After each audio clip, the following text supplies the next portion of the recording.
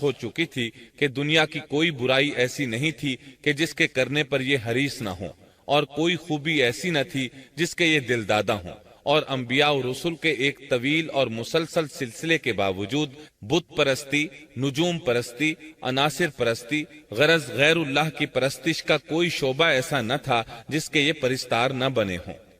الیاس علیہ السلام کے بعد یسع علیہ السلام تشریف لائے۔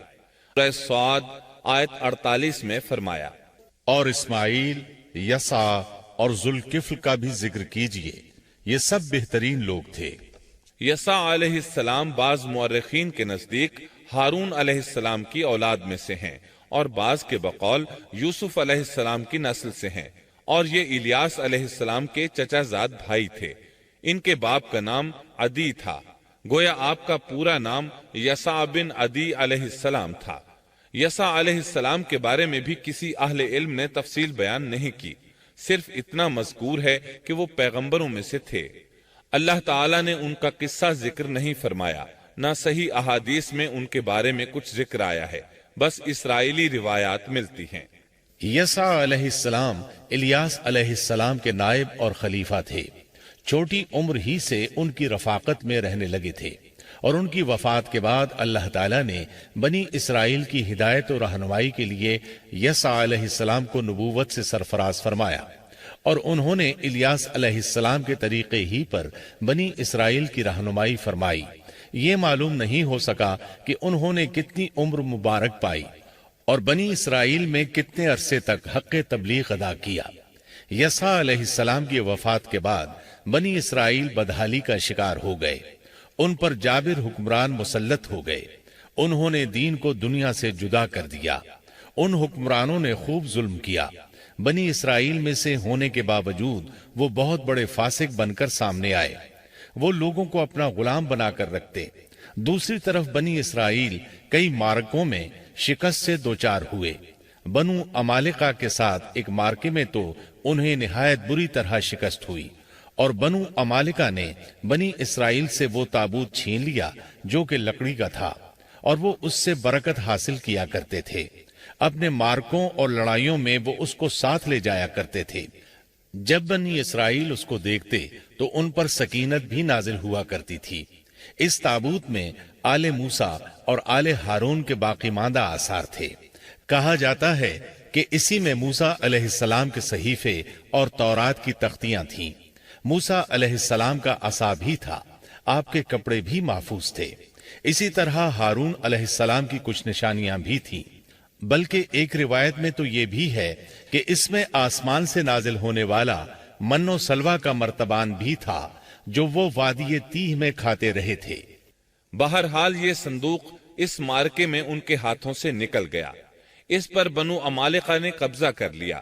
اس طرح بنی اسرائیل کا افتراق اور انتشار بڑھتا چلا گیا، یہاں تک کہ بادشاہوں پر بھی اس کے اثرات پڑے اور یہ صندوق انہیں بھی نہ مل سکا، یہاں تک کہ اللہ کے ایک معزز پیغمبر شمویل علیہ السلام ظہور پذیر ہوئے۔ انہیں شمعون بھی کہا جاتا ہے۔ عربی زبان میں اس کے مترادف لفظ اسماعیل بنتا ہے، اور ان کا نام شمویل اس وقت عربی زبانوں کی کتابوں میں عام ہو چکا ہے۔ شمویل علیہ السلام نے دعوت توحید شروع کی، انہیں حق کی طرف بلانے لگے۔ چونکہ بنی اسرائیل اپنے انتشار اور تفرقے کو ایک عظیم مصیبت سمجھ رہے تھے، وہ ان کی دعوت کو قبول کرنے لگے۔ پھر انہیں یہ احساس ہوا کہ ایک بادشاہ کا ہونا بھی نہایت ضروری ہے تاکہ وہ ان کے دنیاوی معاملات اور سیاسی امور کی باغ ڈور سنبھالے۔ چنانچہ اکٹھے ہو کر شمویل علیہ السلام کے پاس آئے، کہنے لگے، ہم میں سے ایک شخص کو منتخب کر دیجئے جو ہم پر حکومت کرے اور ظالموں سے بدلہ لینے کے لیے جب لڑائی ہو تو وہ ہماری قیادت کرے۔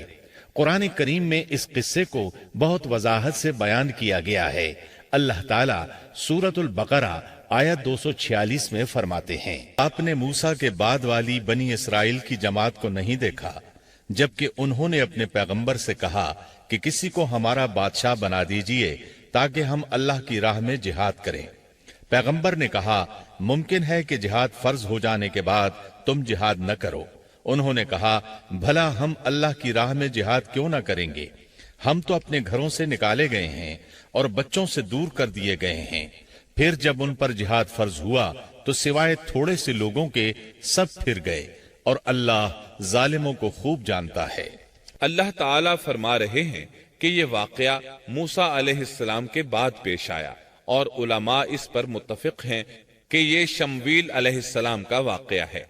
بنی اسرائیل کہنے لگے، اے شمویل، ہمارے لیے ایک حاکم مقرر کر دیجئے تاکہ ہم اس کی سربراہی میں علم جہاد بلند کریں اور بنو عمالقہ کو شکست دے کر ان سے انتقام لیں. شمویل علیہ السلام اور یوشع علیہ السلام کے درمیان 460 سال کا فاصلہ ہے. بنی اسرائیل کو جہاد کیے ایک طویل عرصہ گزر چکا تھا جبکہ وہ فتح یاب ہوئے تھے.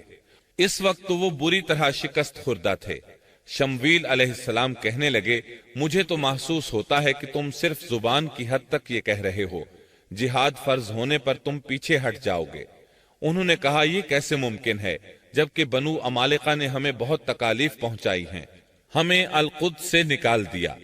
بخت نصر بادشاہ نے ہماری بہت بڑی تعداد کو قتل کیا ہے، لہٰذا ہم تو ان سے ضرور لڑیں گے. پھر اللہ تعالیٰ نے شمویل علیہ السلام پر وحی نازل کی کہ جہاد فرض ہو چکا ہے.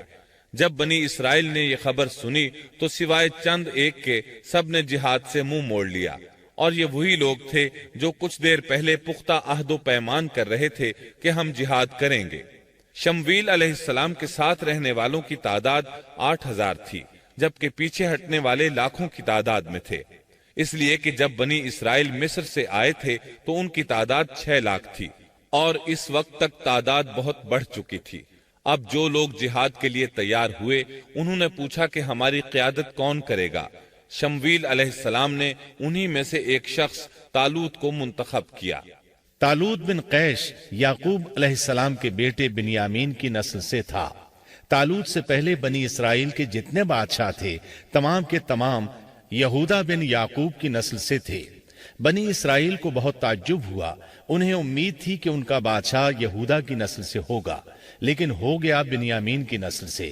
چنانچہ انہوں نے اسے تسلیم کرنے سے انکار کر دیا اور آگے سے باطل تعویلات کرنے لگے.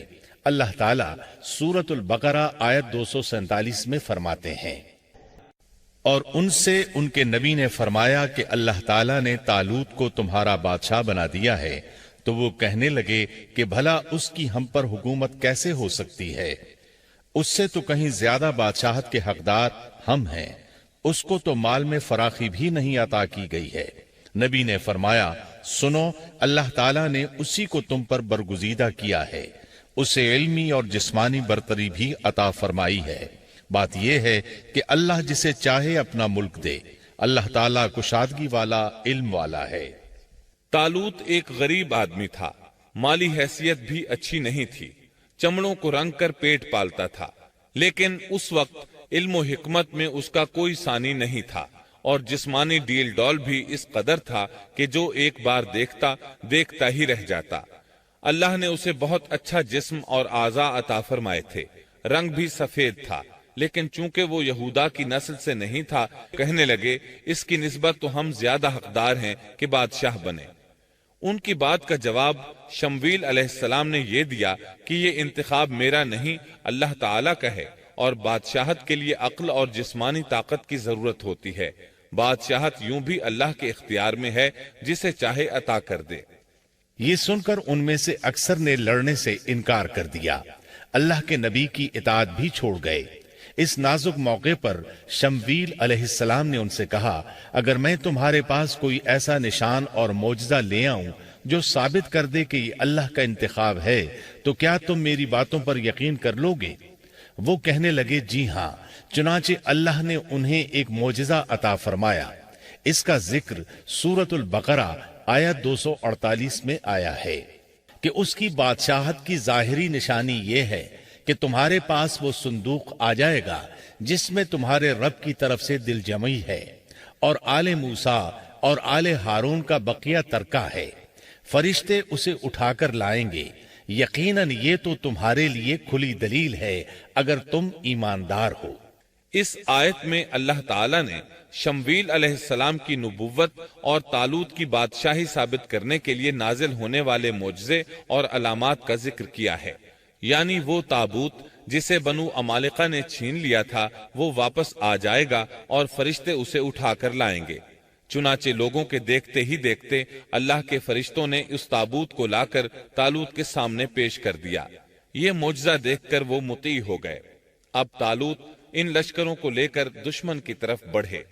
اللہ تعالیٰ سورۃ البقرہ آیت 249 میں فرماتے ہیں، جب طالوت لشکروں کو لے کر نکلے تو کہا، سنو، اللہ تمہیں ایک نہر سے آزمانے والا ہے، جس نے اس میں سے پانی پی لیا وہ میرا نہیں، اور جو اسے نہ چکھے گا وہ میرا ہے۔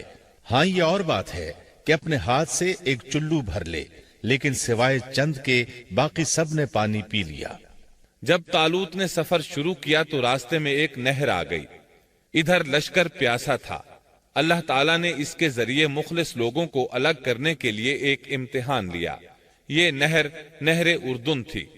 فلسطین اور اردن کے درمیان رواں دواں تھی بھی وہ دونوں کے قبضے میں۔ آزمائش اور امتحان کے لیے حکم یہ ہوا کہ باوجود سخت پیاس کے پانی کو استعمال نہ کرنا، صرف ایک چلو بھر کر پینے کی اجازت تھی، اور جو شخص سیر ہو کر پیے گا وہ آپ کے ساتھ نہیں جا سکے گا۔ جب وہ گزرنے لگے تو چند ایک نے ایک چلو پانی لیا، باقی سب نے زیادہ پانی پی لیا اور اس آزمائش میں ناکام ہو گئے۔ کامیاب ہونے والوں کی تعداد صرف اور صرف 313 تھی۔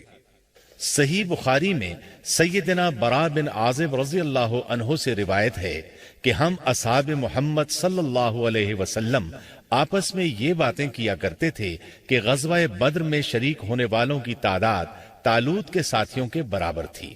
اللہ تعالیٰ سورۃ البقرہ آیت 249 میں فرماتے ہیں، طالوت مومنوں کے ساتھ جب نہر سے گزر گئے تو وہ لوگ کہنے لگے، آج تو ہم میں طاقت نہیں کہ جالوت اور اس کے لشکروں سے لڑیں۔ لیکن اللہ سے ملاقات پر یقین رکھنے والوں نے کہا، بسا اوقات تھوڑی سی جماعتیں بڑی اور بہت سی جماعتوں پر اللہ کے حکم سے غلبہ پا لیتی ہیں، اور اللہ تعالیٰ صبر کرنے والوں کے ساتھ ہے۔ جالوت کا لشکر بہت بڑا تھا، جبکہ طالوت کے ساتھ صرف 313 آدمی تھے۔ یہ صورتحال دیکھ کر بنی اسرائیل گھبرا گئے، بولے ہم تو تعداد میں بہت تھوڑے اور نہایت کمزور ہیں، کس طرح ان سے جہاد کر سکتے ہیں؟ لیکن ان میں سے کچھ لوگ نہایت پارسا اور اللہ پر یقین رکھنے والے تھے۔ یہ اور شمویل علیہ السلام دوسروں کا حوصلہ بڑھانے لگے۔ آخر وہ لڑائی پر تیار ہو گئے، مقابلہ ہوا۔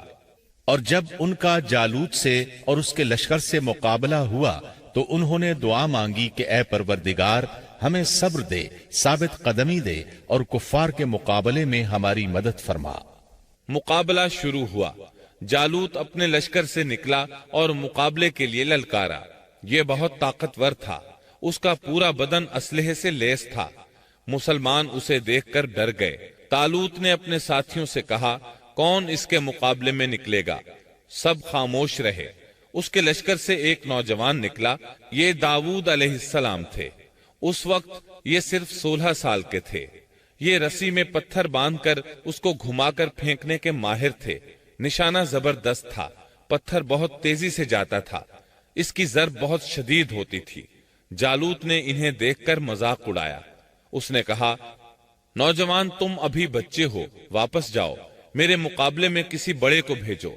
داؤد علیہ السلام نے اپنی رسی کو گھمایا، اس میں بندھے ہوئے 3 پتھر خاص انداز سے پھینک دیے۔ تینوں گولی کی رفتار سے آئے اور اس کے ماتھے پر لگے۔ جالوت کا سر پاش پاش ہو گیا اور وہ مر گیا۔ اس کے مرتے ہی جالوت کے لشکر میں خوف ہراس پھیل گیا۔ طالوت نے اپنے 313 مجاہدوں کے ساتھ ان پر حملہ کر دیا۔ ان میں کھلبلی مچ گئی، سنبھل نہ سکے، پیٹھ پھیر کر بھاگے۔ پس اللہ تعالیٰ کے حکم سے انہوں نے جالوتیوں کو شکست دے دی اور داؤد کے ہاتھوں جالوت قتل ہو گیا۔ یوں اللہ تعالیٰ نے بنی اسرائیل کو دوبارہ غلبہ عطا فرمایا۔ فتح کے بعد طالوت نے داؤد علیہ السلام کو اپنا داماد بنا لیا۔ اس طرح داؤد علیہ السلام طالوت کے بعد بادشاہ بنے۔ اللہ تعالیٰ سورۃ البقرہ آیت 251 میں فرماتے ہیں، اور اللہ تعالیٰ نے اسے بادشاہت اور حکمت عطا فرمائی اور جتنا کچھ چاہا علم بھی عطا فرمایا۔ اس طرح اللہ تعالیٰ نے داؤد علیہ السلام کو بنی اسرائیل کا بادشاہ بنا دیا۔ بادشاہت اور نبوت ان کے پاس جمع ہو گئی، اور ایسا طویل عرصے کے بعد ہوا تھا۔